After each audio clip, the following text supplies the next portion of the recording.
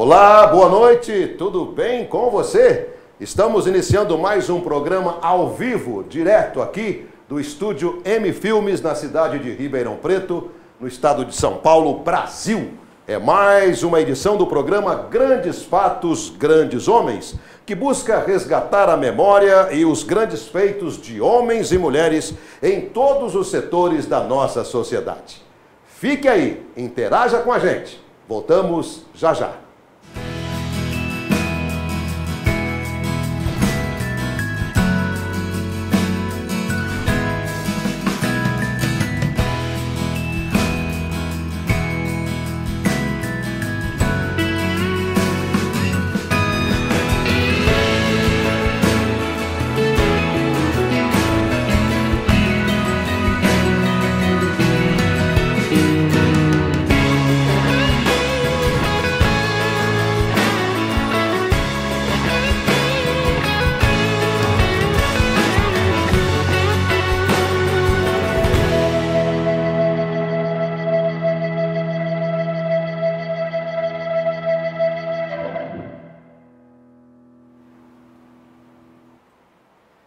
E que prazer é a gente estar recebendo aqui no estúdio M Filmes a presença da Érica Mêndola. É jornalista, repórter, apresentadora de televisão, enfim, tantas coisas que com certeza você vai complementar o que eu disse. Tudo bem, Érica? Tudo bem, querida. É um prazer estar aqui ao vivo, não é? Poxa vida, que bacana. Quem sabe faz ao vivo, não é assim? É verdade. Eu queria parabenizar vocês. E ao vivo é mais gostoso, com certeza.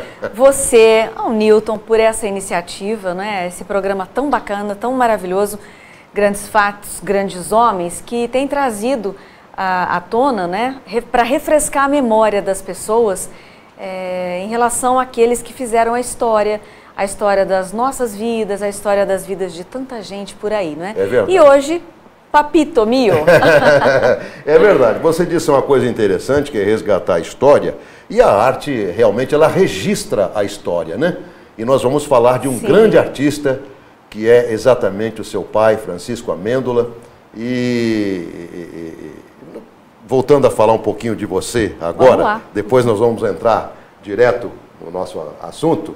Ok, à disposição. Você trabalhou na IPTV. Trabalhei muitos anos. Trabalhamos no SBT. Trabalhamos juntos no SBT. Temos história, hein? Fizemos campanha política juntos. Fizemos. O que a gente já não fez? E na Record fez? também você trabalhou, né? Trabalhei na Record, trabalhei. Bacana. A gente é rodado, né? É rodado, a gente né? É rodado. Sempre na direção ali da Estive redação. Na Tati, recentemente. Na TV, né? no Grupo Tati, Isso. né? E agora estou fazendo um trabalho muito bacana, do qual me orgulho bastante, que é um projeto desenvolvido junto ao Ministério da Saúde, com o PRONAS, na Rádio ADVIRP, Rádio Web ADVIRP, que é a Associação dos Deficientes Visuais. Olha que maravilha. De Ribeirão Preto, né? Então, eu estou como ledora, né? Nós estamos numa equipe, eu faço a leitura de grandes obras. O nome é esse que se dá, ledora. O ledora. Eu sou ledora. Estou lendo toda a obra de Manuel Bandeira, toda a obra poética de Manuel Bandeira, uma coisa que eu estou...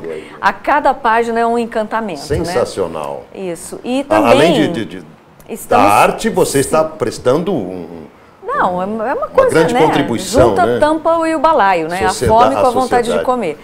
E também estamos desenvolvendo programas de rádio com os deficientes visuais, né? Então, eles são protagonistas, evidentemente, o programa não é meu, né? Estou junto com a Eliana Puga, que é a coordenadora, a Marlene, maravilhosa, né? Que é diretora, presidente, né? da ADVIRP, e uma equipe bem bacana, bem legal mesmo. Show de bola. Bom, Érica, certamente esse veio artístico e jornalístico, né? Talvez tenha sido adquirido pelo DNA, não? Do seu pai? Olha, ali em casa a gente aprendia, nem se fosse por osmose, né? Certo.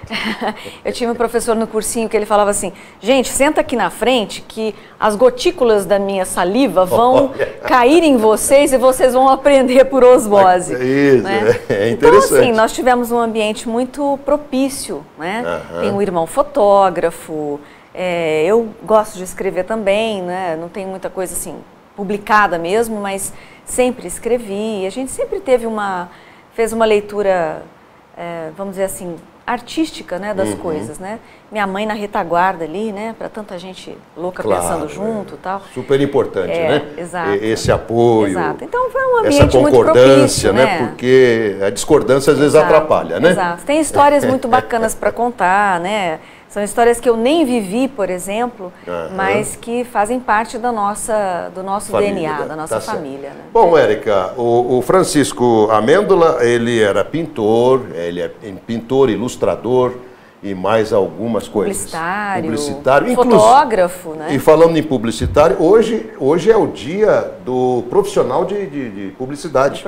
De propaganda, né? Parabéns, olha que legal. Parabéns a vocês. Parabéns a todos aí que envolvidos nessa honrosa, rendosa ou rentosa profissão. Né? Eu acho que já foi rentosa, né? Hoje nem tanto. Nem tanto, tá certo. Hoje nem tanto. Então vamos falar então do Francisco Amêndola. Ele nasceu em Ibitinga em 1924. Isso. Um pouquinho após ali a Semana de Arte Moderna, né? Exato. Que aliás completa 100 anos. Em 2022. Exatamente. Olha que interessante. 100 anos, né? E aí nós temos a primeira foto a ser exibida aí no nosso programa. Grandes fatos, grandes homens. Isso. E realmente, além do talento artístico, né? Ele tinha uma beleza diferenciada. Lembra, inclusive, o James Dean. Nessa foto aí ele tá bem bacana, né? O queixinho quadrado, tá todo, né? Exatamente. Ele era terrível, um homem mulherengo, gostava da, né? Meu pai era um homem muito... A mamãe não tinha ciúme, não? Tinha. Foram muitos conflitos. Mas isso daí também acaba sendo folclórico na vida da gente, né? E ele viveu bem até os 83 anos, faleceu em 2007. Exato, 2007. E deixou, sem dúvida, um grande legado, uma grande obra. E o objetivo do nosso programa é exatamente fazer com que o legado, as obras de tantas pessoas que estão no nosso... que compartilharam, que nos ajudaram a ter o que nós temos hoje. Sim. E às vezes é esquecido. Né? Muitas então a gente vezes, tenta, né? Muitas vezes, não sempre, né? Quase sempre. É verdade. A gente tenta resgatar esse fato e por isso nós decidimos chamar você para falar de Francisco Amêndola. Fala um pouquinho então do artista Francisco Amêndola. Bom, vamos começar lá de trás, talvez, né? Meu pai nasceu numa família, vamos dizer assim, uma família aristocrata, né? Eles eram fazendeiros e plantadores de café. Meu avô era um homem que chegou a fundar bancos, né? A fundar cidades na região de Ibitinga, Cambaratiba, olha que nome bonito. E no crack de 29, a coisa, aquela derrocada, tal, a família evidentemente começou a sentir todo aquele baque. Meu avô teve que queimar as sacas de café. Quer dizer que os baques que nós sentimos no dia a dia não são de hoje, né? Não são de hoje, não tem história, né? Tem muita história. Mas a contrapartida disso tudo, que eu sempre achei muito bacana, que o José Patrício, que era meu avô, o pai do meu pai, sempre foi um homem extremamente visionário, né? Perfeito. E ele, na visão dele, o que era importante na vida era a educação, né? Isso a gente vem trazendo nas nossas gerações até hoje, né? Maravilhoso. O que a gente se importa hoje é a questão da educação. Então, meus tios, por exemplo, sempre estudaram em colégios internos, assim como meu pai, né? As minhas tias, o dinheiro ia acabando, mas elas estavam lá em São Paulo, no Colégio Sion, né? Aquela coisa assim, aristocrática, sangue azul mesmo, né? Tá mas certo. Voltado para a coisa da educação, entendeu? Não era questão do status, né? Hoje, você estudar numa escola cara é sinal de status, mais o né? status, é verdade. Então você chega no carrão, a tua mãe te deixa na fila da escola. Às vezes a escola cara nem é tão... Exato. Corresponde àquilo que a gente acha que é. Exatamente. Mas o meu avô tinha essa visão, né? E era um orgulho receber os filhos em Ibitinga, nas férias. Vinham todos os meus tios que estudavam nos colégios fora, colégios internos. E essa formação do seu pai certamente influenciou na sua arte? Ah, com certeza, porque meu pai, ele dizia, eu sou um rato de biblioteca. Né? Então ele se policiava. Sempre dizia isso, eu me lembro ele dizendo isso para mim até hoje, até ouço. É importante que você tenha domínio do seu vocabulário, né? Então, que você aprenda. Eu vou todos os dias à biblioteca, lá no Ateneu Paulista, onde ele estudava em Campinas. Certo. Eu vou todos os dias à biblioteca, leio um pouco e me obrigo a aprender pelo menos 2 palavras novas por dia. Que maravilha. Né? Então, era um exercício muito bacana, né? Sistemática, né? Sistemática. Sistematizava. Meu pai era um operário, sabe, Celso? Ele era um operário das artes. Meu pai tinha programação, né? Ele se programava para pintar. Então, era como se realmente era um trabalho, era o trabalho dele. Né? Exatamente, Érica. A tiarinha aqui para disfarçar um pouquinho a calvície. Mas ficou bacana. Né? Tá Giovanotto. E dá um pouquinho de modernidade, isso, né? Jovialidade. Isso. Bom, eu ia dizer o seguinte, você se referiu a um negócio interessante, porque o artista, eu tenho a impressão que, por exemplo, eu vou gravar um texto, eu observo e vou colocar, imprimir ali a interpretação que ele está exigindo. Certamente que o artista vê a tela em branco. Será que você faz ideia do seu pai, se ele imaginava o que ele iria fazer, ou se com o começar dos riscos da pintura ele desenvolvia? Era de supetão, era planejado? Olha, era planejado, né? Era uma coisa estudada. Meu você pai, acabou de dizer, né? Ele fez escola de belas artes, né? Ele teve formação universitária em belas artes. Foi estudar em São Paulo. Depois ele voltou para Araraquara, de Ibitinga a família toda mudou para Araraquara, né? Ele foi diretor da Escola de Belas Artes de lá. Inclusive, recentemente, o Sesc fez uma grande exposição que itinerou em homenagem à Escola de Belas Artes de Araraquara, porque dessa escola saíram grandes nomes com obras assim... que custam muito caro. São obras que estão nos grandes museus, na Pinacoteca do Estado, fazem parte da reserva técnica de grandes museus. E que marcaram esses anos. Marcaram uma época muito importante. Né? Meu pai, por exemplo, em Araraquara, ele era muito amigo de um grande usineiro de lá, que daqui a pouco eu me lembro o nome. Morgante, Hélio Morgante. É porque eu conheci a usina dele. Isso mesmo, Hélio Morgante. Hélio Morgante era um grande mecenas das artes. Olha só. Né? Hoje nós temos leis de incentivo fiscal. Né? Tem o PROAC, nós tínhamos os mecenas. Lei Rouanet. Naquela época éramos mecenas, né? O cara tirava do bolso para comprar. Porque gostava realmente. Porque gostava realmente. Né? Então, meu pai, junto com o Hélio... Amava mesmo. Junto com o Hélio Morgante, eles frequentavam as grandes exposições em São Paulo, no Rio de Janeiro. E o Hélio Morgante comprava... Meu pai era uma espécie de consultor. Ele não tinha grana, ele tinha o conhecimento. O Hélio Morgante tinha o dinheiro e queria, né, fazer os museus em Araraquara. Isso. Meu pai era o consultor. As necessidades. E eles fizeram uma grande amizade com o Titilo Matarazzo, que era um grande mecenas em São Paulo, que ajudou a fazer o MASP. Né? Tem muito dinheiro do Titilo Matarazzo no Museu de Arte de São Paulo, né? Na compra daquele acervo que é de tirar o chapéu. Certo. E não na construção, no acervo. Não, no acervo. No acervo. E com isso, o Hélio Morgante e meu pai fizeram a Pinacoteca de Araraquara, que existe até hoje. Com obras incríveis de renome de artistas internacionais que estiveram lembra alguns nas deles? Bienais. Eu não sei, eu não vou te dizer aqui agora, porque na verdade eu não sei como anda a Pinacoteca lá em Araraquara. Né?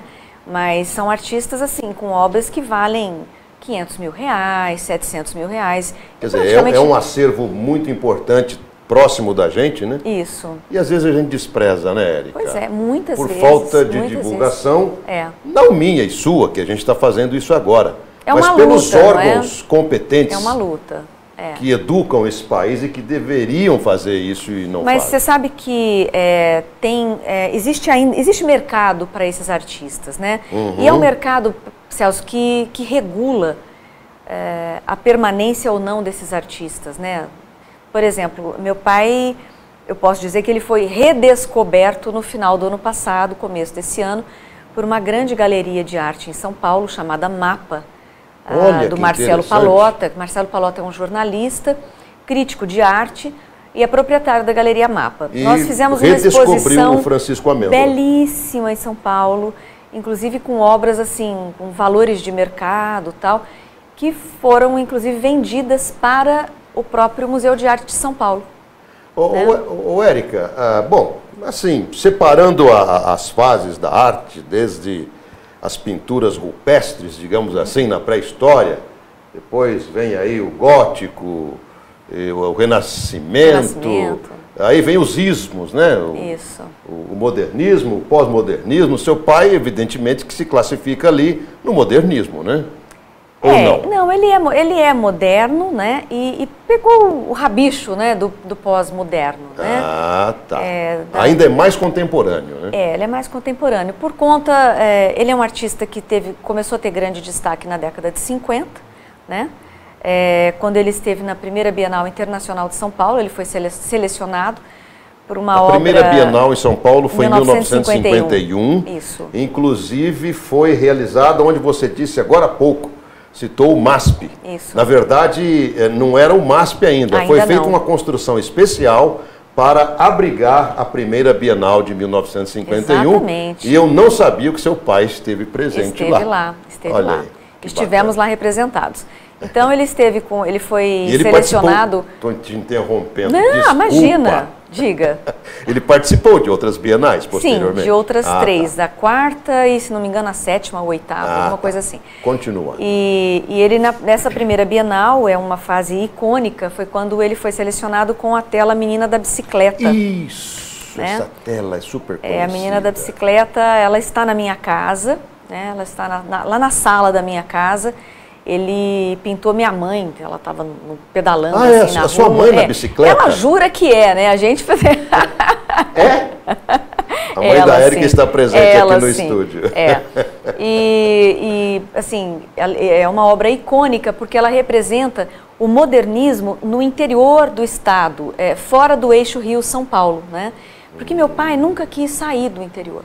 Meu pai trabalhou em São Paulo, estudou em São Paulo, mas ele quis a permanência dele no interior e mais especificamente em Ribeirão Preto, depois que ele saiu de Araraquara, para montar a Escola de Belas Artes em Ribeirão Preto. Certo. Né? Junto com Bassano Vaccarini, Leonello Berti, Pedro Manuel Gismondi, Odila Mestriner, Fúvia Gonçalves, esse pessoal da pesada. Tá, permita-me 2 colocações. Bom, você citou esta obra, e certamente existem outras obras também importantes.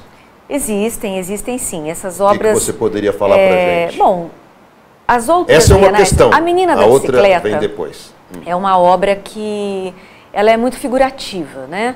Ela é expressionista.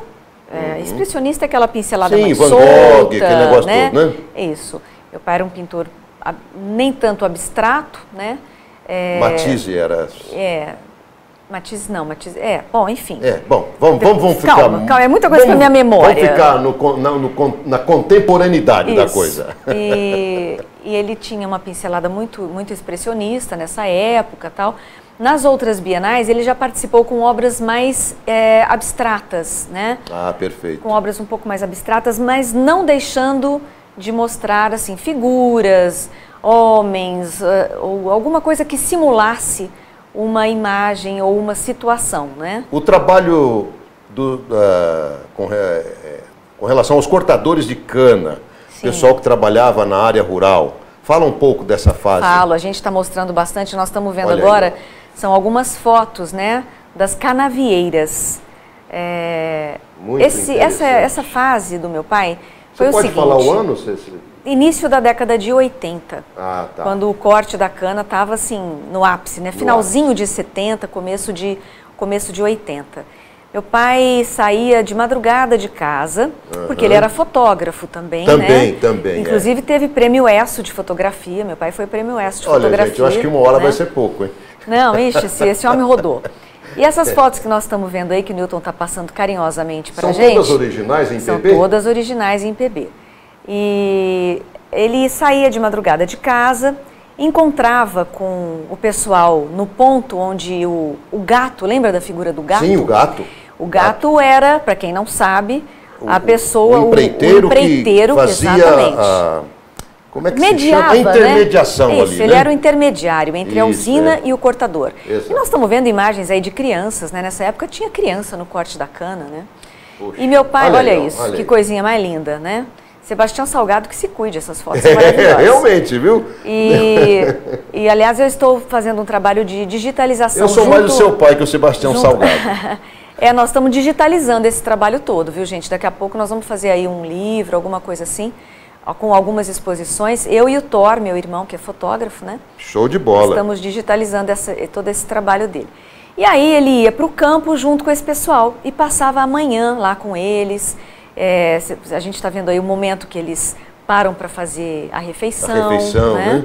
Chamados de boias frias, né? Boias frias porque realmente eles comiam a comida gelada. Né? Mas parece que de manhã eles comiam quentinha quando chegava.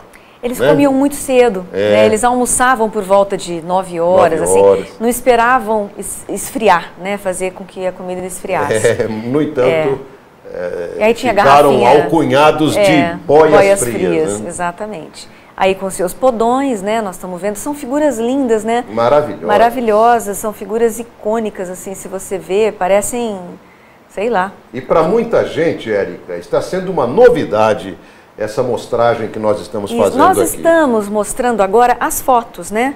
E foi uma fase muito profícua dele, porque das fotos ele fez uma série de gravuras.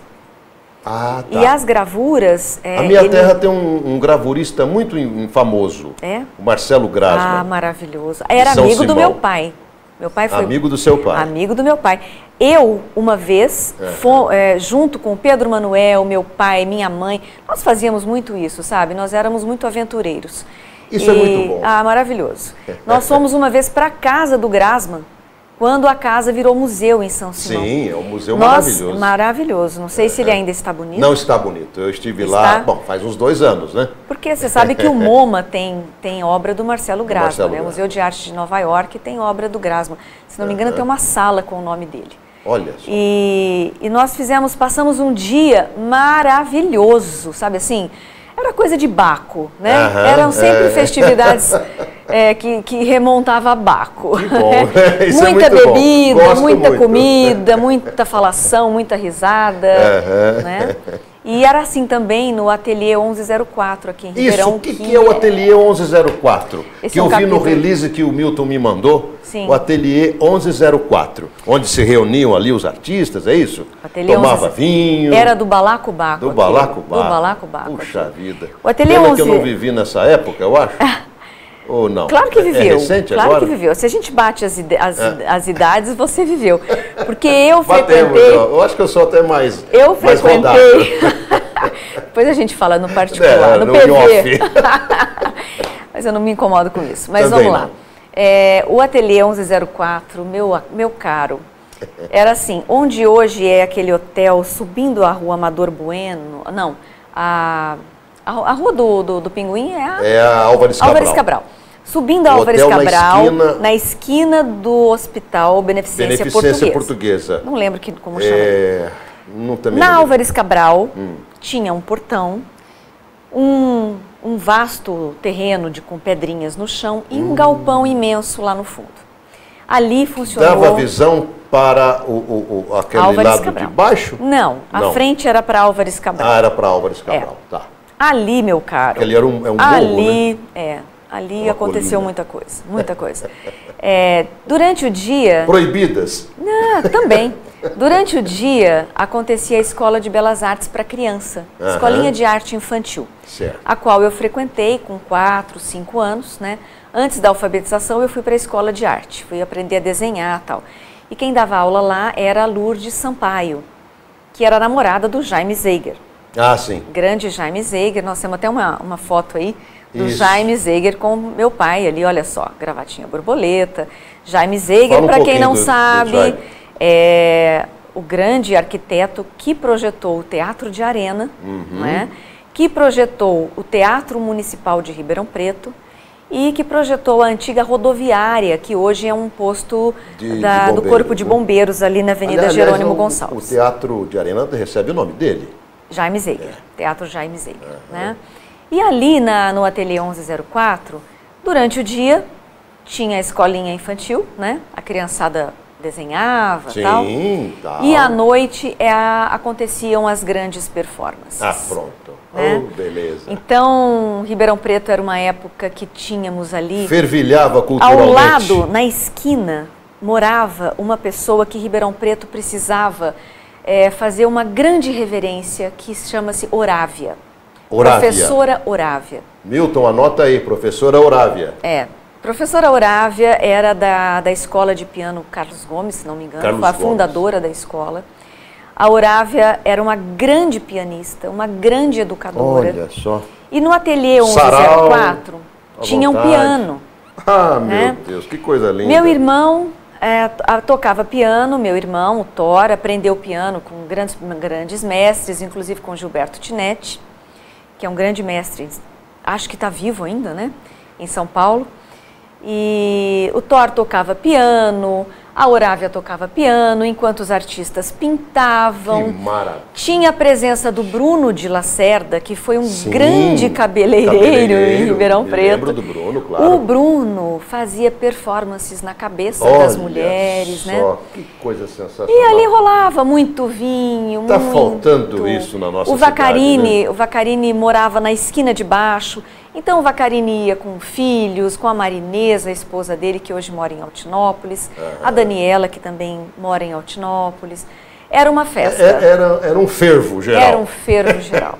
Era um fervo geral. Bom, baseado num questionamento, numa fala sua, eu vou colocar essa questão agora.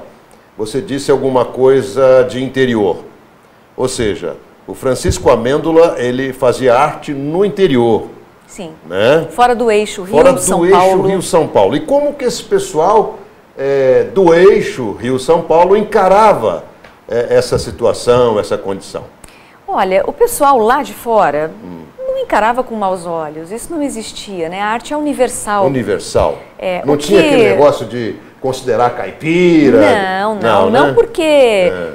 Vaccarini veio para cá, Bassano Vaccarini era nada mais, nada menos... Aliás, ele teve um mestre... ...do que cenógrafo do Teatro Brasileiro de Comédias, do TBC, né? Quer dizer, os caras eram grandes lá fora e vieram para cá como convidados para fazer a Escola de Belas Artes, certo? E o relacionamento deles com grandes artistas lá fora sempre foi muito... sempre existiu. Né? Tanto é que meu pai, por exemplo, foi para outras bienais. Meu pai expôs na Alemanha, meu pai expôs na Itália, no México, na Argentina, nos Estados Unidos. Teve exposições individuais, exposições em grupo. Parece-me que teve também, eu acho que é Salão de Belas Artes no Rio, né? Salão de Belas Artes do Rio de Janeiro, tem obra do meu pai, né? Então, assim, para você ver que... esse relacionamento não deixou de existir. Tá. O que ele era um ribeirão-pretano interiorano do mundo. Isso. O que não deixou que ficasse difícil, né? O relacionamento lá fora. Então, a luta é maior, né? Se você está lá no mercado, você evidentemente é mais visto. É claro que é mais visto, né? Mas todo mundo ficou aqui. Pedro Manuel Gismondi foi um grande crítico de arte. Tinha um programa na TV Cultura, Arte no Brasil, né? Que teve, inclusive, a coleção Arte no Brasil. Ele fez um levantamento de tudo, desde a arte indígena até a arte contemporânea brasileira. Que maravilha. Vaccarini está nessa coleção, teve também Francisco Amêndola nessa coleção. O ítalo brasileiro, ou italiano mesmo, tirando o brasileiro, que também viveu na região, Araraquara, na época do seu pai, não me lembro o nome, eu estava lendo no release, né? Que também teve Lazzarini, é isso? Lazzarini. Lazzarini foi um grande mestre de todos esses nomes que nós estamos falando aqui. E o Lazzarini, pelas obras que eu observei, ele fazia uma pintura rural praticamente. Sabe o que acontece? Mas sabe o que acontece?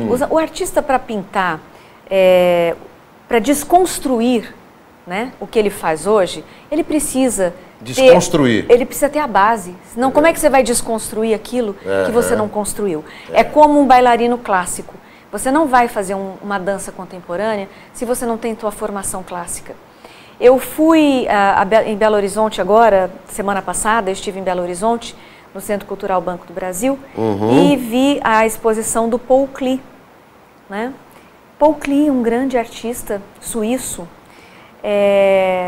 O Paul Klee desenhava, para você ter uma ideia, ele foi para uma escola de medicina para aprender a desenhar a musculatura humana. Os primeiros desenhos, sim, os primeiros desenhos, ele dissecava cadáveres para poder aprender a desenhar. Os primeiros desenhos de Paul Klee parecem desenhos japoneses, de tamanha precisão e delicadeza. No final da vida, Paul Klee desconstruiu tudo. Tudo, né? Ele desconstruiu absolutamente tudo. E na obra dele, você é capaz de encontrar tudo o que os modernos desenham. Inclusive personagens de gibi, personagens de quadrinhos, sabe? O cara anteviu tudo. É uma coisa impressionante. É impressionante. Incrível, então, né? para você ter uma obra expressionista, você precisa pintar a casinha, o solzinho, você precisa fazer a natureza foi um morta. Grande destruidor, Sim, não foi não? Também. Né? Também, o cubismo, né? O cubismo destruiu a imagem formal, né? É verdade. De uma obra de arte. Parece mais um espelho quebrado. Mas vamos falar um pouquinho do lado professoral. Bora lá. Do Francisco Amêndola. O que você tem a dizer com relação a isso? Onde ele atuou, ainda os alunos, se quiserem, inclusive, interagir com a gente, que estão nos assistindo aí, os ex-alunos, né? Podem fazer isso, podem fazê-lo. Você sabe que agora, dia 15, foi o dia do professor, né? E Ribeirão Preto tem um grande artista, que é o Valdomiro Santana. Valdomiro foi aluno do meu pai, né? E ele fez uma homenagem tão linda, maravilhosa. Ele escreveu um texto agradecendo aos mestres que teve, né, para poder... O Valdomiro hoje tem um ateliê, por exemplo, em Lisboa. Ele fica aqui, fica na Europa, né, pinta aqui, pinta lá. E ele fez uma homenagem muito bonita, nos emocionou muito. Olha só, no Dia dos Professores. No Dia dos Professores, dia 15 de outubro. Né? Então ele prestou uma homenagem ao Amêndola, ele prestou uma homenagem ao Pedro Manuel, a Odila, a Fúvia Gonçalves, ao Leonello Berti, que era um italiano que veio para cá, um pintor maravilhoso, né? Que veio para Ribeirão Preto. Todos eles vieram para a Escola de Belas Artes. Então a cidade era muito respeitada aí fora, sim? Sim, com certeza, com certeza. Com certeza. Na área das artes. Com certeza. Você sabe de uma coisa? Talvez eu faça... Hoje ela também é muito respeitada. Na área do sertanejo. Não, eu vou fazer um paralelo melhor. Eu vou fazer um paralelo melhorzinho, tá? Nada contra o sertanejo, viu, gente? Mas nada, nem a favor. Nem a favor, isso. Mas eu vou fazer um paralelo, tá? Naquela época, né, os meios de comunicação, né, não tinham nem pensamento do que nós temos hoje em termos de recurso. Hoje nós temos grandes profissionais no jornalismo, não é? Então, são profissionais que estiveram aqui e foram embora. E tem o destaque lá fora. Exato. Né? Então, assim, um paralelo, sabe, daquela época para hoje. Entendeu? Não, o Ribeirão sempre foi um celeiro, realmente, de grandes profissionais da área do jornalismo, no rádio, na televisão. E projetou grandes nomes. É verdade. E tem muitos nomes atuantes aí em São Paulo, né, e por outros locais aí do Brasil, Rio de Janeiro, que são daqui, pô. Sim, eu não vou citar nenhum nome aqui, claro, né? Para não pecar, né? Para não pecar, Mas tem muita gente boa. A Rede Globo está cheio deles. Está cheio deles. Ô, Érica, interagindo com a gente aqui, a Sofia Jardim, ela diz o seguinte. Sofia. Márcia de Almeida Jardim. Oi, Márcia. Beijo, meu amor. Paulo Afonso Artal, de origem italiana, é isso? O que ele quis dizer aqui? Não sei. O Amêndola, sim? Origem, sim. Amêndola, mais ou menos um Silva lá. Tudo comedor de polenta. Isso. A Regina Gianotti, muito linda essa tela. Deve ter sido alguma tela que nós mostramos aí, né? Obrigado, gente, pela interatividade. O Miltinho vai pegar aqui o smartphone dele e a gente vai continuar o nosso papo aqui. Existe um fato interessante, o Loyola é de Araraquara, né? Sim, conterrâneo. Conterrâneo. E contemporâneo, um pouquinho mais novo, mais novo. Eles conviveram, mas ele fez uma entrevista lá, essa entrevista aí, com o Amêndola, não é isso? Isso. Esse texto a gente pode encontrar na fanpage do Francisco Amêndola, chama Francisco Amêndola Galeria, tá? Passa o endereço pra gente aí. É no Facebook? Francisco Amêndola Galeria.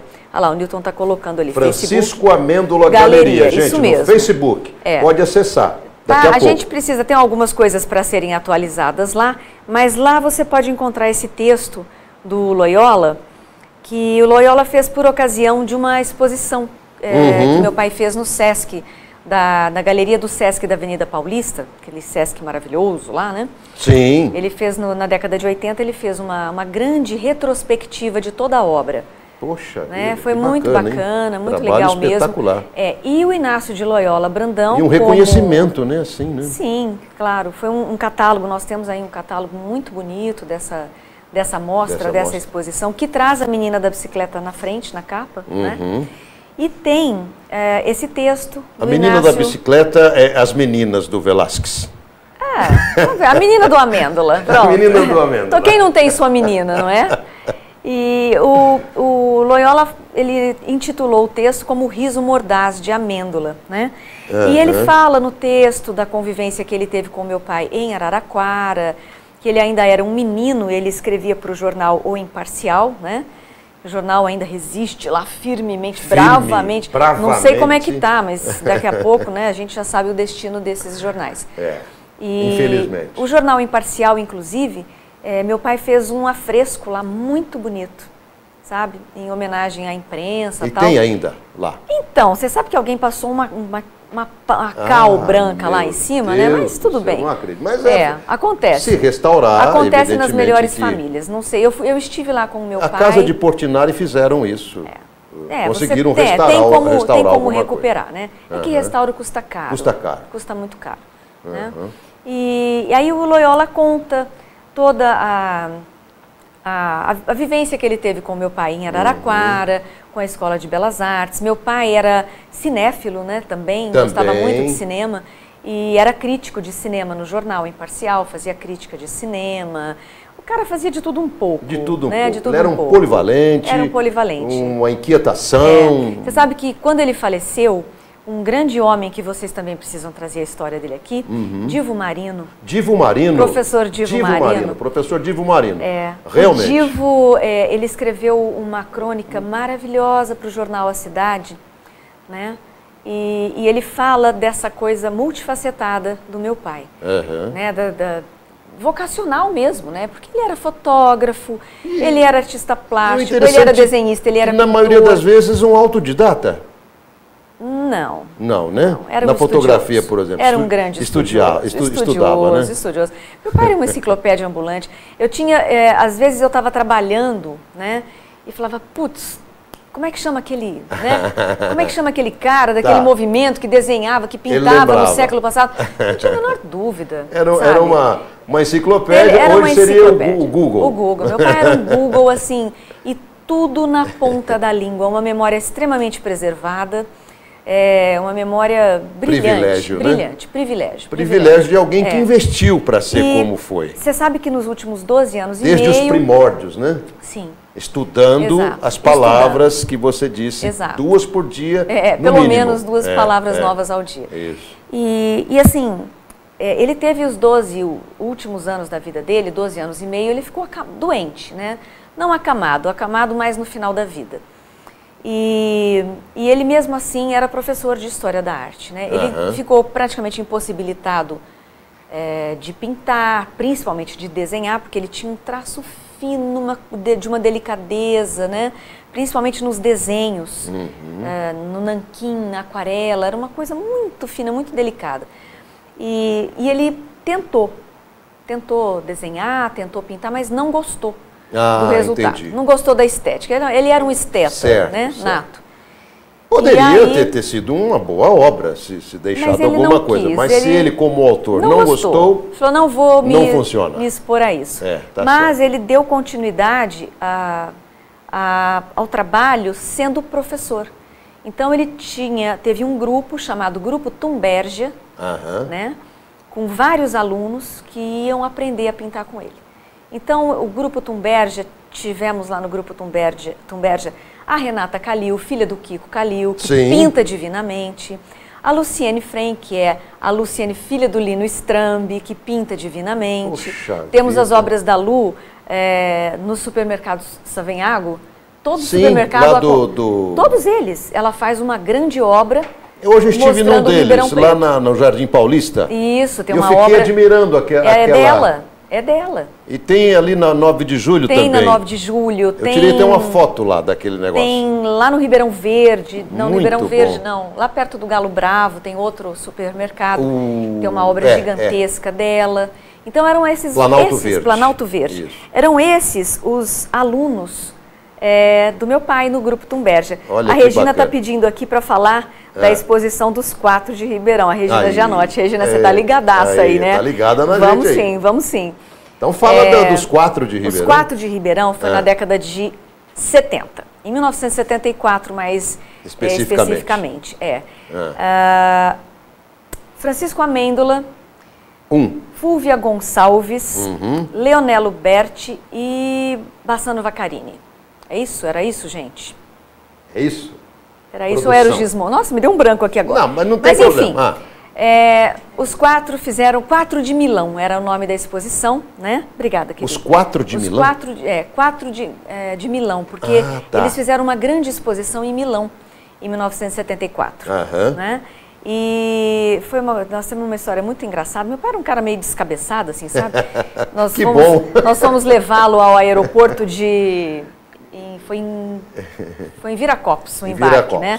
Aeroporto Internacional, aquela época, né? Viajar não era uma coisa assim como é tão fácil hoje, né? Você parcela em 10 parcelas, você vai tudo verdade. Hoje está mais fácil. Você ter uma passagem ontem, né, em 1974, era não era muito tão difícil. simples. Fomos levá-lo até impensável Campinas. para muita gente, né? E minha mãe chorou muito, minha mãe é muito dramática, chorou demais. Voltamos para Ribeirão Preto, todos numa tristeza, porque ele ia ficar 30 dias, tadinho, né? Maravilha! Em Milão, em Roma, coitado, né? A terra da moda, meu Deus do céu. Pois é. E aí passou um tempo, de repente, chega ele em casa. Algumas horas depois ele chegou em casa. Ele esqueceu de levar a passagem. De apresentar a passagem, não deixaram ele embarcar. Mas tudo bem, depois ele foi, embarcou. E foi uma exposição muito importante. Que legal, muito essa importante. história é interessante. E eu até gostaria de deixar aqui a nossa gratidão, porque na época nós tínhamos como prefeito o Gasparini, o Elson Gasparini, era uma das gestões dele em 1974. Acho que foi o cara que mais foi prefeito em Ribeirão. Certamente. Ainda tem gente querendo o Gasparini na prefeitura. Olha, hein? E ele leva voto. Não, e ele é bom, viu? Ele é Pelo bom, menos em termos grande prefeito. de honestidade, né? Você não ouve falar nada. Ilibado. Ilibado, é verdade. E aí o Gasparini fez uma grande homenagem aos artistas de Ribeirão Preto e a prefeitura pagou as passagens de ida, pelo menos as passagens de ida os artistas tiveram. Olha, que bacana. Essas coisas não existem mais, hoje o prefeito ia ser preso, né? É verdade. Com certeza. Mas naquela época tinha o apoio, né? Bacana. Da prefeitura. Érica, essa foi os 4 de Ribeirão em Milão, né? Voltando um pouquinho lá naquela história do Loyola, parece que tem um fato com você ali, você e o Loyola, não é isso? Você foi entrevistá-lo, ele se surpreendeu. O Loyola fala de mim nesse texto, é muito emocionante até, porque foi uma vez que eu fui pela IPTV como repórter, né? Eu fui fazer uma entrevista com ele na Biblioteca Mário de Andrade, lá em Araraquara. Em Araraquara, Ele foi fazer uma explanação, um lançamento de livro, e eu fui com a minha equipe aqui de Ribeirão Preto para entrevistá-lo lá em Araraquara. Você sabe que Mário de Andrade escreveu parte de Macunaíma em Araraquara, né? Não sabia. Meu bem, Araraquara era o fervo. Antes de Ribeirão Preto, Araraquara. Paul Sartre esteve em Araraquara dando uma palestra com a Simone de Beauvoir. Jean Paul, ele e a esposa? Sim, meu bem, uma prima minha, que é uma grande artista plástica, Jean Paul Sartre, né? Sônia Andrade, que é uma grande artista plástica aqui de Ribeirão Preto, prima minha, assistiu a palestra de Jean Paul Sartre em Araraquara. Grande filósofo. Bom, enfim, seguindo. Né? E eu fui à Biblioteca Mário de Andrade, lá em Araraquara, biblioteca pública, maravilhosa, e entrevistar o Loyola, né? E aí, na entrevista, eu virei para ele e falei assim, você foi um grande amigo do meu pai, né? Você teve uma época na sua vida que você teve um estreitamento de amizade com o meu pai. Eu falei, quem é seu pai? Foi Francisco Amêndola. E ele teve realmente ele ficou muito impactado, assim. né? Ele ficou muito impactado, né? Olha, e de lá para cá, nós nunca mais deixamos de nos falar, né? Ele vem a Ribeirão Preto todo ano, ele foi inclusive homenageado este ano pela Feira do Livro, né? Ele foi um dos autores homenageados, é verdade. E está com 85, eu acho, 85 anos, alguma coisa assim. Firme e forte, lançou um livro lindíssimo esse ano. Enfim, essa é a história que eu tenho. E ele cita, né, que ele se deparou com uma jovem jornalista. Ele tem com um olhar assim, profundo. Fixo, profundo e tal. E aí ele se lembra que ele entrevistava o Amêndola e estava sendo entrevistado pela Amêndola. Pela filha da Amêndola hoje. Interessante, foi muito bacana, né? Isso realmente é muito bacana. Muito legal. Essa jovem sou eu. Bom, Érica, eu creio assim que a contribuição de Francisco Amêndola para a cultura de Ribeirão Preto e do Brasil de forma geral merecia esse destaque humilde aqui no nosso programa, né? Humilde, olha só. Imagina. É interessante que a gente às vezes não dimensiona a coisa, né? Mas nós estamos aqui para o mundo, para você ver como que é a tecnologia hoje, é uma coisa impressionante. Impressionante, né? A gente não sabe nem com quem está conversando. Nem sabe, a gente acha que está batendo papo aqui nós dois e tal, e de repente... Bom, depois eu continuo a nossa conversa, que eu já estava partindo para os finalmente, mas ainda tem um tempinho. Vamos falar para a gente sobre esses quadros. Ô Milton, tem como voltar, não? Inclusive, você citou o Gasparini agora há pouco, Sim. E eu me lembrei do trabalho que seu pai fez para a campanha do Palocci, não é? É verdade. Tem um videozinho. Você sabe como mostrar, Milton? Ribeirão Preto sabe que o Palocci fez a primeira gestão, não é? Eu acho que o Palocci, o pessoal vai cair de pau aí, ó. Foi um dos melhores prefeitos que nós tivemos em Ribeirão Preto, tá? E se Ribeirão é hoje essa pujança toda, esse desenvolvimento, deve muito à primeira gestão do Palocci. A primeira gestão do Palocci. A segunda não, porque ele foi embora para Brasília logo. Que saiu com 85% de aprovação popular. E foi reeleito no primeiro turno. E foi, eu sei porque eu fui coordenadora de comunicação social nessa gestão. Sim. Né?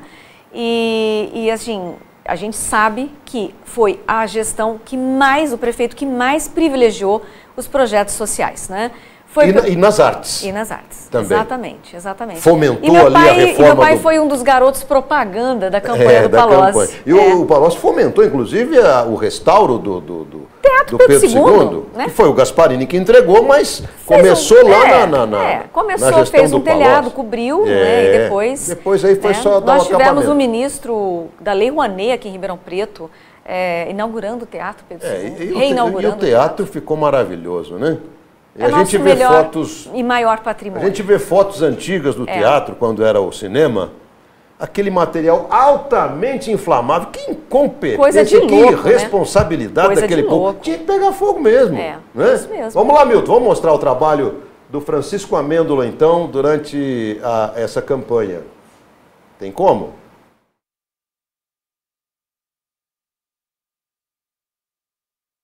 É um videozinho muito curto. Do que se trata, mas se tiver, ilustra melhor. Que fez a campanha de televisão do Palocci, né? Da primeira gestão do Palocci. O universo. Com um simples pedaço de carvão, ele cria um mundo novo e cheio de formas. A nossa arte não pode ficar fechada nos ateliês. Ela tem que ir para a rua, tem que ir aonde o povo está. Palocci é um político raro, moderno, muito bem informado. Um homem simples do povo, ao mesmo tempo um autêntico doutor. Passeia com desembaraço entre artistas, cientistas e intelectuais. Já tem marca registrada porque é filho do grande Antônio Palocci. Palocci pai. Ele lembrou aí do Palocci pai. Foi do seu grande promotor das artes em Ribeirão Preto. Das artes também, é verdade. Foi diretor da Casa da Cultura. Sim. Né? Você sabe que o primeiro SARP, o Salão de Arte de Ribeirão Preto, eu era criança, eu me lembro de ter ido de mãos dadas com meu pai, onde hoje é a Casa da Cultura. Sim, o primeiro lá no salão, Alto de São Bento? no Alto do Morro de São Bento, era uma lona preta coberta com pedrinhas, cascalhos no chão, né? e as obras ali penduradas e expostas no primeiro Salão de Arte de Ribeirão Preto. Até charmoso, e eu me lembro, nós entramos juntos, meu pai, o seu Antônio Memória Palocci. afetiva. Memória mais do que afetiva, porque eu também fui secretária ali, Pronto, né, por alguns anos. Bom, muito legal. Então é isso. Aqueles quadros nós temos aí, Milton? Um popurrí de desenhos, né? Que você estava mostrando. O que nós temos aí são mais desenhos. Esse, por exemplo, desenhos, né? são desenhos da década de 60, não é? Você percebe que... Olha que lindo isso aí. A figura, ela é deformada, né? Meu pai fazia um desenho com mas maestria. Érica, eu vejo, né, esse trabalho hoje, Sim. E isso me mostra o hoje, o atual. Pois é. Incrível. Pois é, isso parece mais, parece por exemplo, até uma caricatura de Instagram. Não é? Exato, exatamente. Olha, você percebe num desenho como esse, por exemplo, que é nanquim, bico de pena, não é? Que ele desenha, tem um traço extremamente fino, mas é uma figura debochada, é um ambiente debochado, não é a arte acadêmica, né? Isso. Meu pai era avesso à arte acadêmica, mas ele aprendeu a fazer a arte acadêmica para poder desconstruir a arte, né? Desconstruir um desenho, desconstruir uma tela, não é?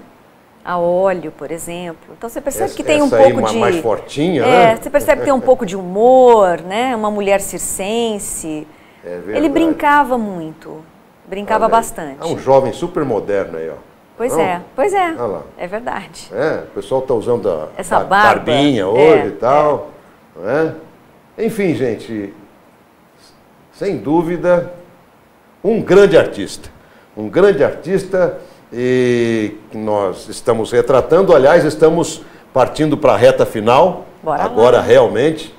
1 hora de programa e parece que foram 10 minutos. A gente estamos entre amigos, né? Entre amigos é diferente, amigos a coisa vai gostosa. A coisa flui naturalmente, né? É verdade. Então eu queria agradecer a você por ter trazido assim essa mostragem rápida, um pouco mais da vida de Francisco Amêndola, o seu papi, não é? Papito. Papito, é isso? E eu queria agradecer também, antes de agradecer a sua presença, agradecer a presença da sua mãe que está ali, né? A Irene e e o Kleber. E o Kleber. Que está nos acompanhando aqui. Obrigado, Kleber Polegato, que também é de família Ficou bem legal? tradicional aqui. Então tá bom.